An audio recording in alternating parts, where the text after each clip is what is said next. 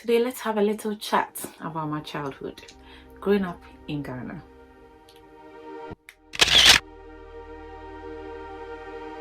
Hello everybody, welcome back to my channel. My name is Akuya, as in I was born on a Wednesday. It just means a Wednesday born, and it is pronounced Akuya. If you're new here, thank you for clicking on this video. If you've already subscribed, thank you for subscribing, and thank you for coming back. On this channel, I aim to inspire, to motivate, a bit of health because I'm a nurse, and a bit of lifestyle. So today I just wanted to take you a bit into my life growing up in Ghana, especially my early childhood up to the end of my junior secondary school education. That is before I went into secondary school, or should I say SHS, that is what it is now, senior high.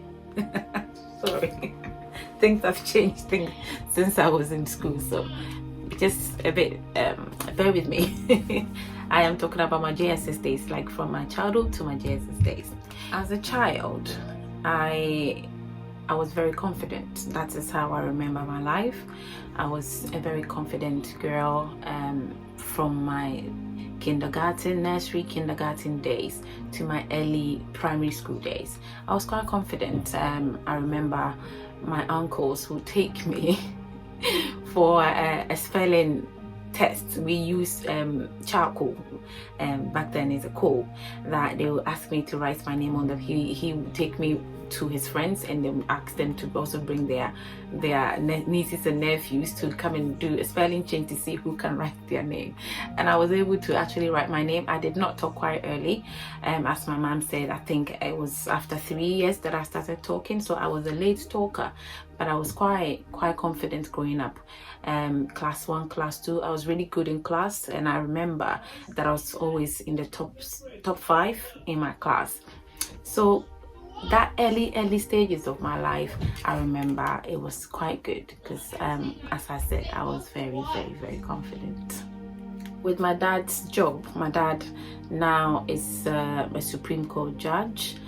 Back then he was a lawyer when I was younger, and when he decided to join the, should I say, the judiciary and become like a judge, a magistrate and a judge, he was being transferred around. So I have actually lived in quite, my family, we've lived in quite a few places. We were transferred to Secondary, so I lived in Secondary. I think when I was in class 4 we moved there, and then I have lived in Aplau before, which is in the Volta region. All these places I loved living there, but it was really from Aplau, then we moved to Accra, and I think we've stayed in Accra ever since. But before the transfer, we were in my hometown in Wenchi. It's in the Brongahafo region, and then my dad used to work in Sunyani, so we used to live in Sunyani, me and my siblings, with my daddy. And it was just, we are actually 5, so it was just the first 3, my elder brother, my sister and me. The other 2 hadn't been born yet, or if they had been born, they were with my mom back in Wenchi. So we used to visit my mom during the weekends, or she used to come over. But my early years, I was in Wenchi, and then I moved to Sunyani. I attended Rapid Preparatory School in Sunyani. It was just for a few years before my dad was transferred to Secondary Takrady. So we lived at Bridge in Secondary, and I attended St. Andrews when we first moved to Secondary, St. Andrews Primary School in Secondary. I was there for like, I think, class 4 and class 5 before I moved to a different school in Takrady, because my parents thought that school was much better in terms of performance and everything, so they moved us there just so or they moved me there just so I could like get a better education. So it was when I moved to the school in Takrady that I started having issues in class, and because I think it is that stage in life that kids can be very mean. I moved there when I was in class 6, so I joined them in class 6, and I was there class 6 till I finished JSS. it was then that I actually started having issues. I had never felt insecure. I am not doing this video just to shame or to say anything. It's just to inspire anybody out there and just to encourage people that you can come out of any situation that you find yourself. So I moved to this school as a newbie, and you know, I was around 12 years old, 11, 12 years old when I joined them. And these were people that I think most of them had started together from class 1 or probably nursery, so they knew each other. And there I was, this new girl that had joined the class and trying to make friends, trying to fit in. It wasn't that easy for me in that stage, and it was actually made worse. I think it was those years of my life, if I can remember or recollect, that I actually myself, my confidence and everything actually started going down. Because to tell you, my name, my family name is actually Apo, and that is my dad's name, and my middle name is Danwa. So that was when kids can be mean. Actually, it's everywhere. People can be mean. Sometimes it's not like they're doing it intentionally, but they are just being mean. But people don't really, or kids don't really realize the consequences of some of the actions, or how it affects people growing up. For me, things that I went through in those years actually did affect me. It did affect me even much into my adult life. It's just recently that I have let go of some of the things that I was holding within me. It was in me. I held on so much that it was very, very difficult for me to forgive and to forget some of the things that I went through. So some of the things that I went through, a few of them I'm just going to mention. Making fun of my name, teasing me because of my name, because my middle name Danwa it sounded like Dadwa. If you know what Dadwa is, it's a nail, the nail that we used to nail into wood and the wall. So it's a nail. And there was this advert on TV back then, I think it's the Pioneer Nails, and they will actually use my name to replace the nail in the advertisement. So Dadwa, Papa, like, and they, instead of Dadwa, they will say Danwa. I will cry. Apart from my middle name, my name Apo, which the sound like it sounds like you're shooting a gun, like the sound Po. So they will also, a few of them will see me, and as soon as I am approaching, the first thing they will say, oh, look at that bird, I'm going to shoot it, Po. And it made my confidence really drop. I was low. I will cry, and sometimes even when I am crying, it is what gives them inspiration to even do more. Not just that, there were songs that were made in class. We had a French teacher that taught us a song in class, and they actually replaced the name in that song with my name, and everybody in the class will be singing and drumming on the tables, and I will still have my head on the table crying, but they enjoyed it. I felt like at that time that they enjoyed seeing me in that situation. I hated school. My worst experience, or my worst moment were getting up in the morning to get ready for school, because I did not enjoy school, and it so much affected my performance in class that it dropped. I wasn't the best in class because I was miserable. I wasn't concentrating in class, and my education went downhill. And some of the things that actually made it worse were some of the teachers also so some of the things that made it worse was how some of the teachers actually treated me. Some of the things they said to me. For a teacher to say to a young girl that you're not going to be anything in life because you're not very brilliant, you're not very good in maths, you're not very good in English, your performance is not that good, so they don't see you actually excelling in life. It was very hard for a young girl. It was really hard.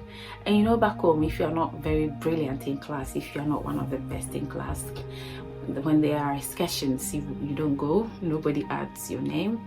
When there are school plays, you are not part of it. So I wasn't going, I never went for any excursion. They would take the brilliant people in the class to go. I wasn't included in any school plays, so I was just there. And you know, some of these things are what kids take pride in.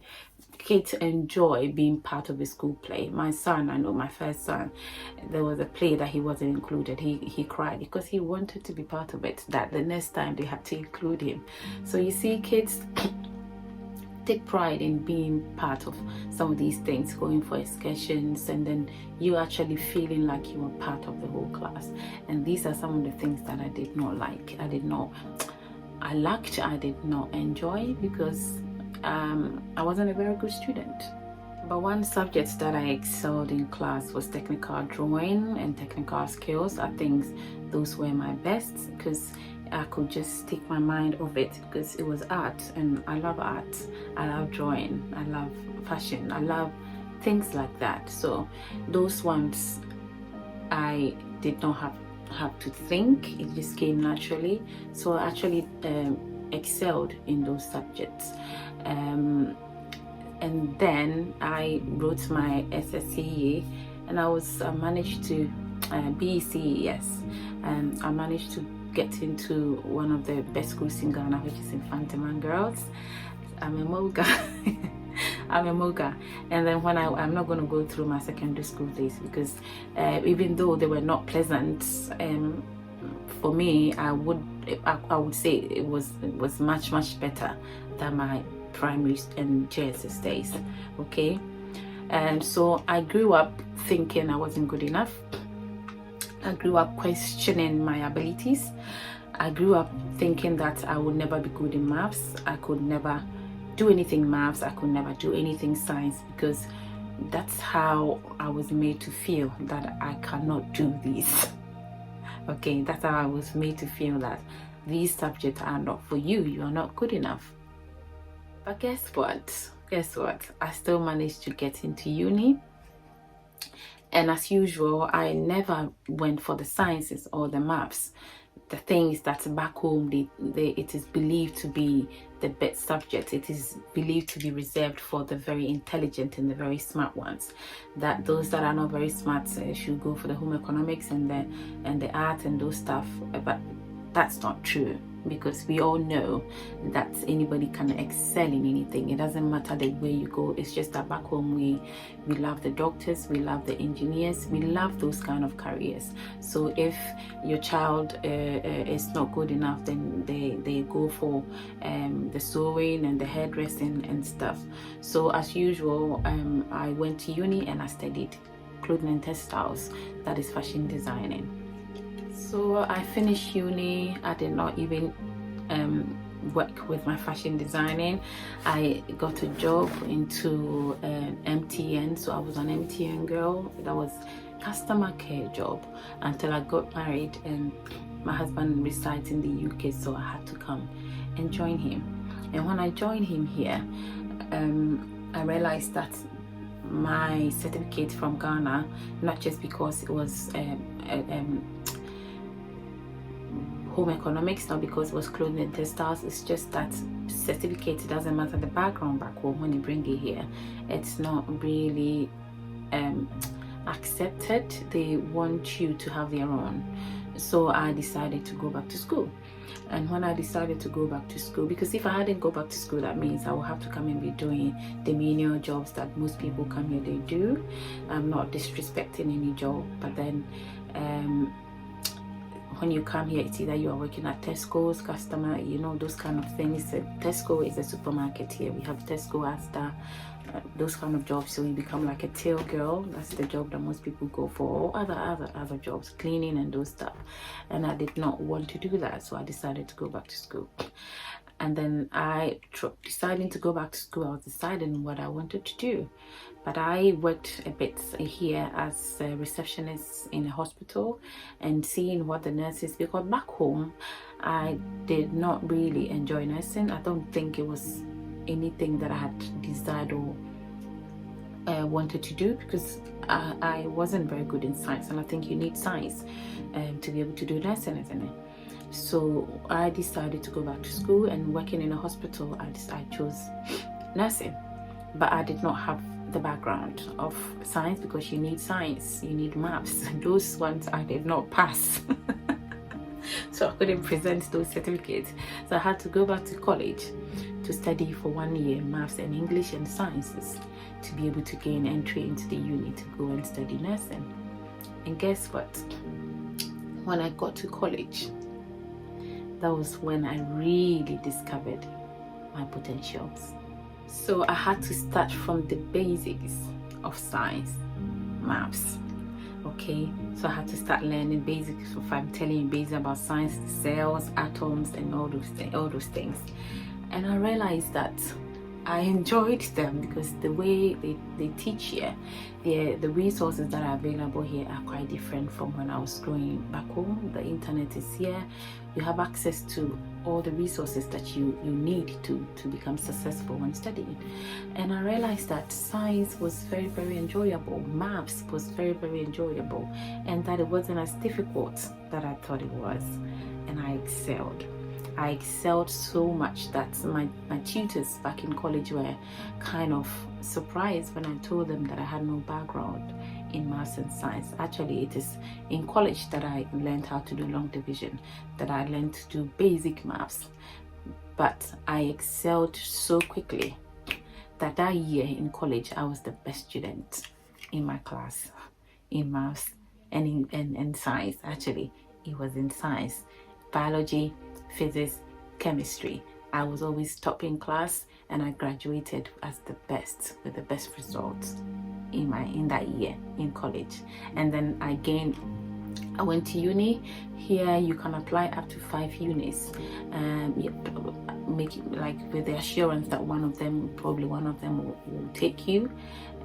I went through the process, interview, writing. You go and write maths and English. You go for initial assessment. You go through the interview. Sorry.